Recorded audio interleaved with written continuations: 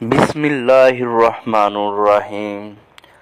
বারাআহ ইবনে আজিব রাদিয়াল্লাহু তাআলা আনহু হতে বর্ণিত, নবীজি সাল্লাল্লাহু আলাইহি ওয়াসাল্লাম মদিনায় হিজরত করে সর্বপ্রথম আনসারদের মধ্যে তার নানাদের গোত্রে এসে ওঠেন।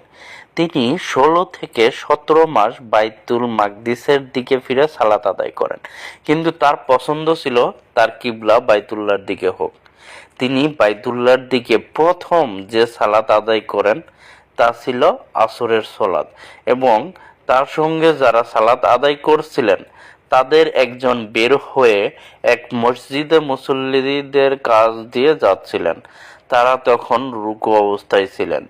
তখন তিনি বললেন, আমি আল্লাহকে সাক্ষী রেখে বলছি, এইমাত্র আমি নবীজি সাল্লাল্লাহু আলাইহি ওয়াসাল্লামের সঙ্গে মক্কার দিকে ফিরে সালাত আদায় করে এসেছি। তখন তারা ওই অবস্থাতেই বাইতুল্লাহর দিকে ঘুরে গেলেন।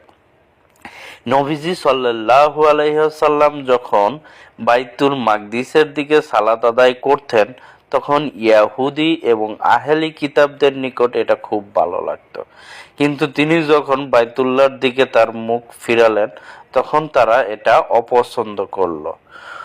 জুয়াওর রহমাতুল্লাহ বলেন, আবু ইসাক রহমাতুল্লাহ আলা বারাহা রাদিয়াল্লাহু তাআলা আনহু থেকে আমার নিকট যে হাদিস বর্ণনা করেছেন তাতে এ কথাও রয়েছে যে কিবলা পরিবর্তনের পূর্বে বেশ কিছু লোক মৃত্যু এবং শাহাদত বরণ করেছিলেন।